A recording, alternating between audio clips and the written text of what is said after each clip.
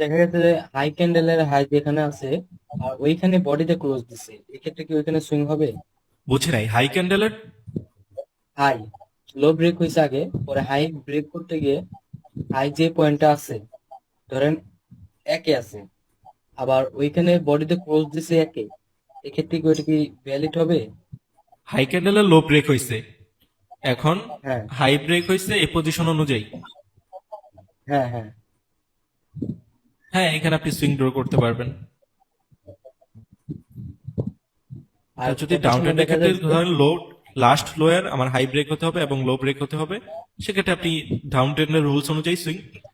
আপনি যে বিষয়টা বোঝাইছেন যে সেম প্রাইসে যদি বডি দিয়ে ক্লোজ দেয়, যেমন আপ ট্রেন্ডের ক্ষেত্রে আমার রুলস হচ্ছে হ্যাঁ, যে আমার যে আপ ক্যান্ডেলটা আছে এটা লো ব্রেক হতে হবে, পরবর্তীতে এটার হাই ব্রেক হতে হবে।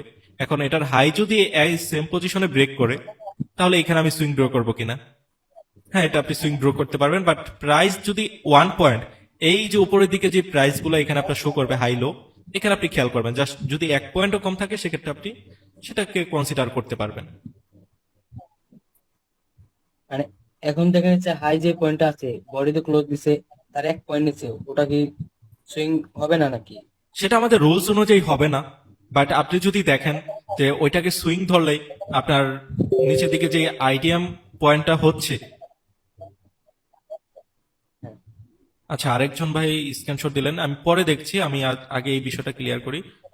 সো যেটা বলছিলাম যে আপনি যদি দেখেন আমাদের রুলস অনুযায়ী 1 পয়েন্ট নিচে হলে আমাদের সুইং হবে না, বাট মার্কেট সিচুয়েশন অনুযায়ী দেখা যায় আমাদের এন্ট্রি প্ল্যানিং দরকার। সো তখন দেখা যায় যে আমরা এটাকে যদি একটা ভ্যালিড সুইং ধরি, সেক্ষেত্রে আমরা এন্ট্রি প্ল্যানিং করতে পারছি বা আমাদের একটা আইডিএম পাচ্ছি। আইডিএম এর নিচ থেকে আমরা নিয়ারেস্ট পয়েন্ট থেকে একটা এন্ট্রি প্ল্যানিং পাচ্ছি। তো সেক্ষেত্রে আপনি ওই হিসেবে ওটাকে নিতে পারেন, বাট ওইটা সুইং হিসেবে ভ্যালিড হবে না। বাট আপনি এন্ট্রি প্ল্যানিং এর ক্ষেত্রে ওইটাকে কাজে লাগাতে পারেন অনেক ক্ষেত্রে। হ্যাঁ, এইটাই জানার ছিল। ধন্যবাদ। ওকে, আচ্ছা এরপরে নাইম কিছু। ভাইয়া, ওই যে নিচে দেখেন, হ্যাঁ ওইটা, ওই স্ক্রিনশটটা, হ্যাঁ। হ্যাঁ, তো বলেন। এইটা কি আমি আইডিএম ধরবো? এটা এক ক্যান্ডেল দিয়ে আপনার সুইং কমপ্লিট করছে, তো এখন এটা কি আমি আইডিএম ধরবো? এই রেটটা হচ্ছে আমাদের লাস্ট লো, হ্যাঁ। এটার হাই টাচ করছে এবং লোড, হ্যাঁ এখানে আপনার সুইং ড্র করতে পারেন, তবে সুইং এর পর আপনার আইডিয়া কিন্তু হবে। নাইম, জি, বলেন।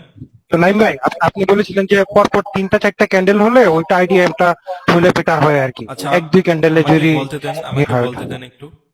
এখানে আমি সুইং এর কথা বলছি, সুইং 1 ক্যান্ডেল দিয়ে হোক এটা কোনো বিষয় না, সুইং 1 ক্যান্ডেল দিয়ে হোক, বাট এই যে আইডিয়ামটা করছে